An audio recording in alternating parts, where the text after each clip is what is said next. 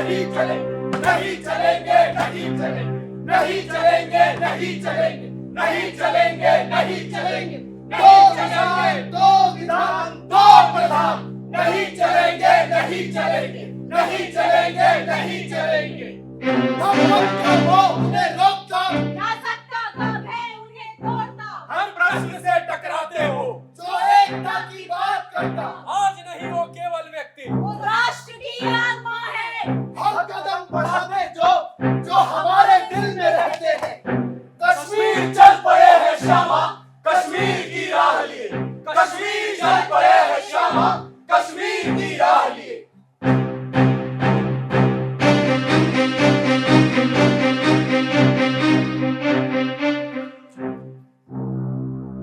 Respected scholars, esteemed intellectuals, and my dear students, today I stand before you as a vice chancellor of this university. गर्व और जिम्मेदारी दोनों मेरे कंधों पर है, और यह कोई मामूली संस्था नहीं है। यह वो भूमि है जहां से भारतीय चेतना को पुनर्जीवित करने का सपना मैं देखता आया। हमारे विश्वविद्यालय में आज भी पश्चिमी शिक्षा की छाया है। हमें गणित चाहिए, विज्ञान चाहिए, आधुनिक तकनीक चाहिए, पर साथ ही चाहिए स्वदेशी सोच और भारतीय आत्मा। मैं एक शिक्षाविद हूं, लेकिन केवल पढ़ाना ही मेरा लक्ष्य नहीं है। मैं चाहता हूं कि हर एक विद्यार्थी विचारक बने, देशभक्त बने। हमारी शिक्षा प्रणाली अंग्रेजों की दी हुई विरासत है। उन्होंने हमें सिखाया कि भारत कितना पिछड़ा, अशिक्षित और निर्बल है। परंतु मैं पूछता हूं, क्या यह वही भारत है जिसने शून्य दिया, जिसने उपनिषद रचे, गांधी दिए, बुद्ध दिए, विवेकानंद दिए? If India was ever a slave, it was because its mind was shackled, not its body. आज वो समय आ गया है कि हम अपनी मानसिक दास्तां तोड़े। क्या शिक्षा का उद्देश्य केवल नौकरी पाना है? हम कब तक क्लार्क और बाबू बनकर रह जाएंगे? नहीं, शिक्षा का उद्देश्य है देश के लिए सोचने वाला नागरिक बनना। We don't need job and seekers. We need nation and builders. आप से ही निकलेगा वो व्यक्ति जो भारत को फिर से विश्व गुरु बनाएगा। आप भी आने वाले वैज्ञानिक, विचारक, कवि और नेता। पर याद रखना, अगर आत्मा गुलाम है तो ये डिग्रियां बेकार है।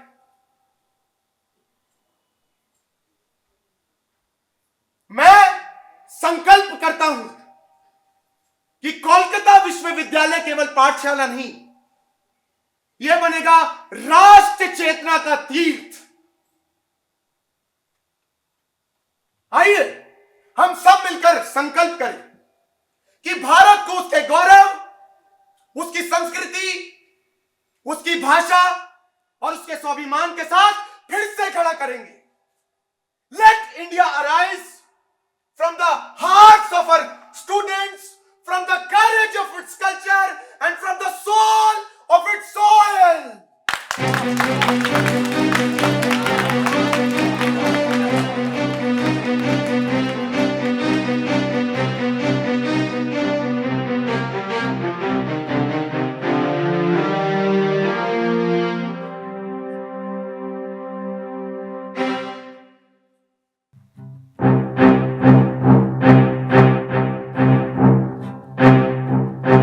विश्वविद्यालय के लिए जो करना था कर लिया, पर यह देश अब दिशाहीन होता चला जा रहा है।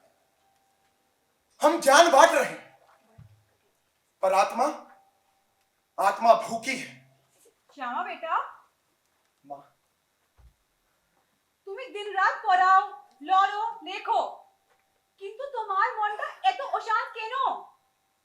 मां, আমার দেশার বাটি কাঁদে, আমি শান্ত কেমন করে থাকবো যতদিন কাশ্মীর ভিন্ন দেশ হয়ে থাকবো আমার মন শান্তি পাবে না। মা नमस्कार श्यामा बाबू, नमस्कार।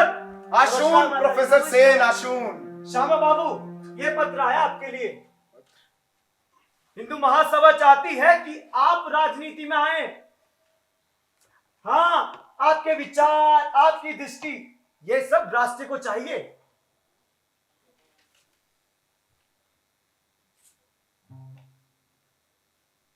राजनीति, मैंने तो सोचा था ये मेरी विषय नहीं, पर अब लगता है कि योग्य लोग राजनीति से दूर रहेंगे तो ये देश अयोग्य लोगों के हाथों में चला जाएगा। डॉक्टर मुखर्जी, डॉक्टर मुखर्जी, देश के युवाओं को एक नई दिशा चाहिए। नेताजी जेल में, भगत सिंह नहीं रहे, गांधी जी का हिंसा का स्वप्न बिखरता नजर आ रहा है। डॉक्टर मुखर्जी, डॉक्टर मुखर्जी, हमें आप जैसे लोगों की आवश्यकता है।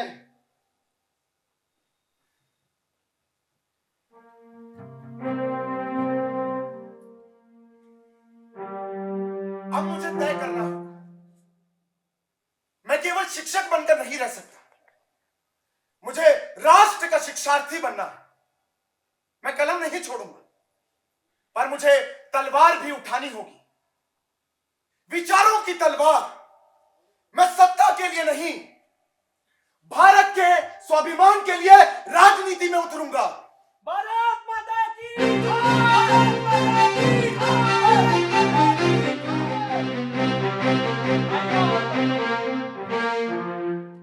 प्रणाम भैया। नमस्कार। बैठो, बैठो। आज हम सब के बीच कोई राजनेता नहीं आ रहे हैं, बल्कि एक शिक्षक आ रहे हैं। वो शिक्षक जिनका सपना है भारत गुलामी से नहीं गरिमा से जिए। तो स्वागत करें डॉक्टर श्यामा प्रसाद मुखर्जी का।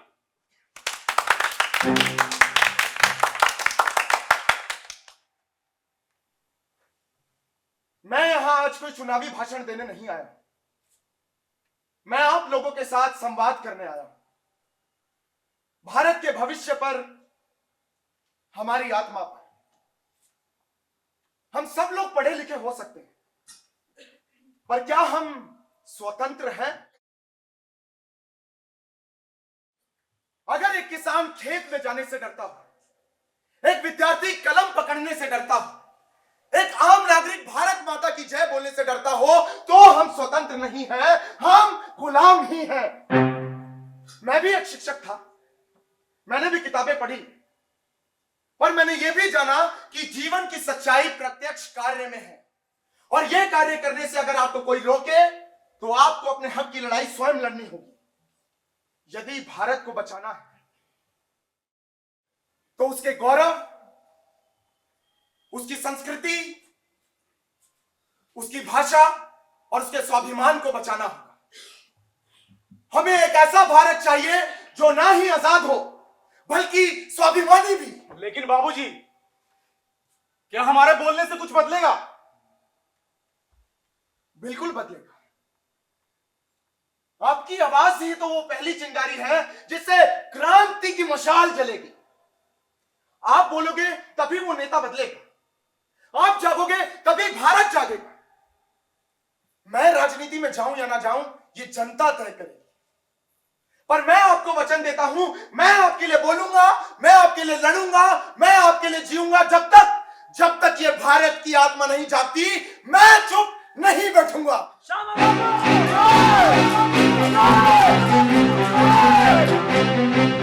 33 वर्ष की आयु, हाँ, सिर्फ 33 वर्ष।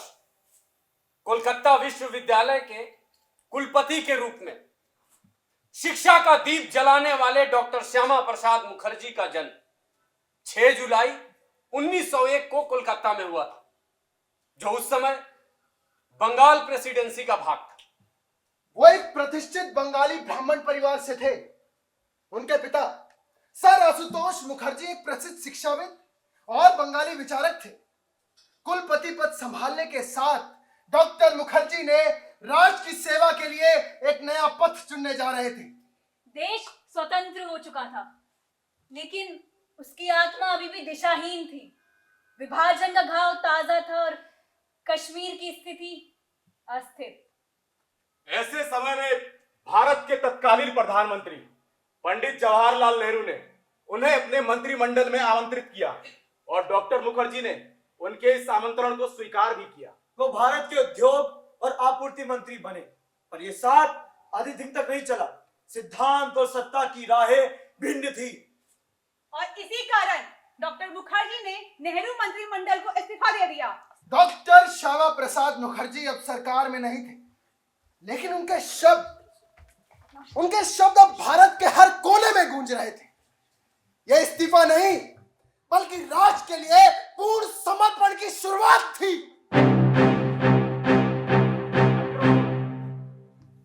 আপনি नेहरू मंत्रिमंडल ছেড়ে দিয়েছেন, এবারে আগে কি করবেন? हम अकेले पड़ गए हैं। अब जनता की आवाज संसद में कौन उठाएगा? हाँ, कौन उठाएगा? मित्र, जब नैतिक बल जिंदा हो तो इंसान कभी भी अकेला नहीं होता। अब वो समय आ गया है कि भारत के लिए एक नई विचारधारा खड़ी हो, एक ऐसी विचारधारा जो ना ही सत्ता का दास हो और ना ही पश्चिमी विचारों का अनुकरण करता। क्या आप एक नया राजनीतिक दल बनाने जा रहे हैं? हां, लेकिन केवल यह सिर्फ दल नहीं होगा, यह राष्ट्रीय आंदोलन होगा। संघ नहीं, जनसंघ, भारतीय जनसंघ। तो क्या हम इसे कश्मीर से आरंभ कर सकते हैं, वहीं जहां संविधान के 2 स्वरूप बनाए गए हैं? कश्मीर से ही इसकी अग्नि परीक्षा होगी। मैं स्वयं वहां जाऊंगा जहां पर भारत की अस्मिता को बांटने की साजिश हो रही है। श्यामा बाबू!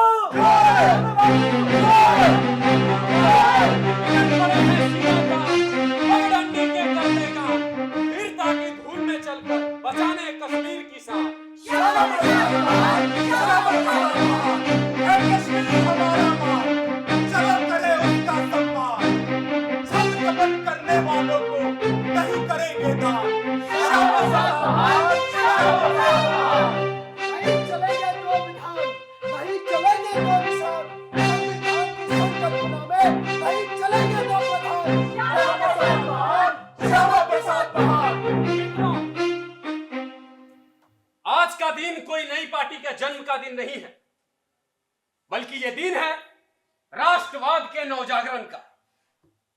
हम सब के बीच में वो नेता जिन्होंने सत्ता छोड़ी पर राष्ट्र के लिए अपनी विचार नहीं छोड़ा। तो स्वागत करें भारतीय जनसंघ के संस्थापक डॉक्टर श्यामा प्रसाद मुखर्जी जी।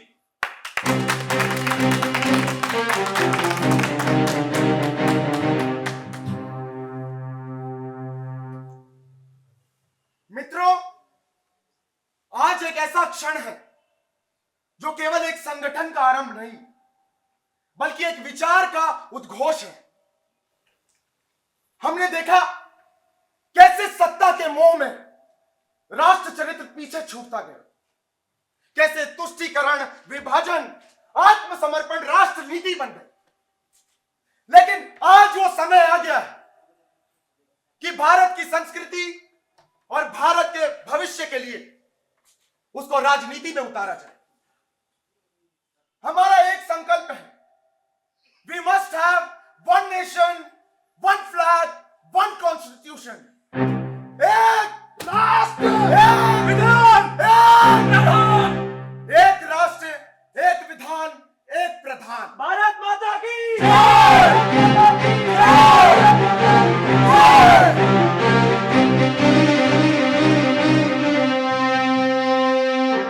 हमने ये जनसंघ बनाया ताकि राजनीति धर्म के साथ चले, सिद्धांत के साथ चले, संविधान के भीतर, लेकिन राष्ट्र चरित्र के ऊपर चले। हम सत्ता नहीं मांगते, हम राष्ट्र के लिए सत्य मांगते हैं। और जिस दिन भारत का हर कोना कहेगा कि मैं भारतीय हूं, भारत ही मेरे लिए सर्वश्रेष्ठ है, उस दिन जनसंघ का उद्देश्य पूर्ण होगा।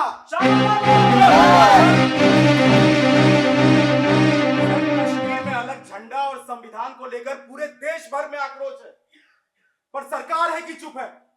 आम आदमी को अपने ही देश के राज्य में परमिट लेकर जाना पड़ रहा है। ये स्वतंत्र भारत है या गुलामी का नया रूप? अब मैं चुप नहीं बैठने वाला। मैं स्वयं वहां जाऊंगा, वो भी बिना परमिट के, और झंडा लेकर वहां खड़ा हो जाऊंगा जहां इसे झुकाया जा रहा है। और मैं आप लोगों से वादा करता हूं कि एक देश में दो निशान, दो प्रधान और दो निशान नहीं रहेंगे। श्यामा बाबू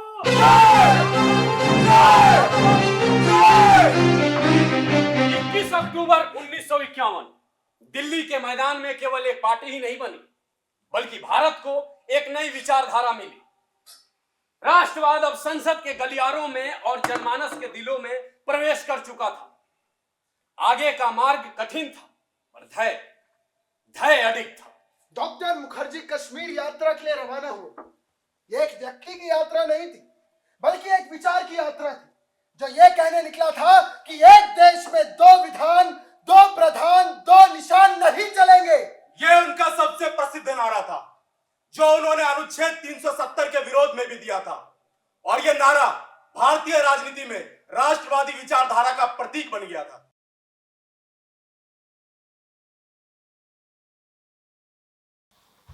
सर, डॉक्टर साहब, सरकार आपको रोकेगी। अगर मैं डर जाऊं तो मेरी बात में बल नहीं रहेगा। मैं संविधान का अपमान होते नहीं देख सकता। मैं भारतीय हूं, भारत में कहीं भी जा सकता हूं।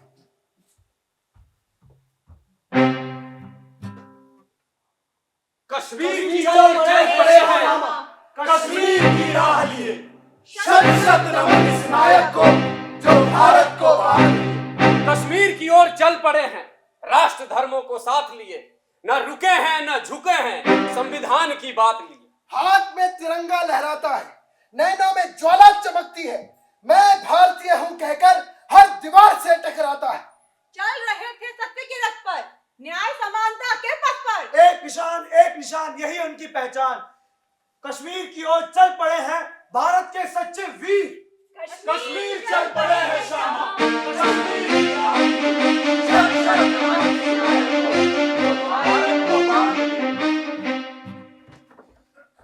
आप बिना परमिट जम्मू कश्मीर में प्रवेश नहीं कर सकते। सर, कश्मीर भारत का अभिन्न हिस्सा है। कोई मुझे ही मेरे देश में जाने से नहीं रोक सकता। अगर आप भी मुझे गिरफ्तार करना चाहते हैं तो कीजिए। हां, पर याद रखिए, आप मेरे शरीर को बंद कर सकते हैं, पर मेरे विचार फैलते रहेंगे। भारत माता की जय! भारत माता की जय! डॉक्टर श्यामा प्रसाद मुखर्जी जब कश्मीर की सीमा पर पहुंचे तो उन्हें गिरफ्तार कर श्रीनगर के जेल में भेज दिया गया। और फिर घटी एक वेदनादायक और रहस्यमयी घटना। 23 जून 1953 राष्ट्र स्तब्ध रह गया। समाचार आया कि डॉक्टर श्यामा प्रसाद मुखर्जी अब इस संसार में नहीं रहे। श्रीनगर जेल में अस्पष्ट दवाइयां, अस्पष्ट इलाज, अस्पष्ट जवाब के कारण आज भी उनके निधन को रहस्यमय माना जाता है। न कोई न्यायिक जांच, न कोई रिपोर्ट, न कोई उत्तर, सिर्फ एक प्रश्न जो आज भी भारत की आत्मा से पूछता है कि अपनी ही देश की जेल में एक सच्चा देशभक्त कैसे मरा। पर वो व्यक्ति मरकर भी अमर रहा। उनके विचार, उनकी पुकार आज भी हर देशवासियों के हृदय में गूंजती है। एक देश में दो विधान, दो प्रधान और दो निशान नहीं चलेंगे। डॉक्टर श्यामा प्रसाद मुखर्जी का बलिदान केवल एक व्यक्ति का अंत नहीं था, वो एक विचार का अमर आरंभ था। उनके सिद्धांत, उनका साहस, उनका राष्ट्र प्रेम आज भी हर देशभक्त के लिए दीप स्तंभ है। ऐसे राष्ट्र नायक को सदैव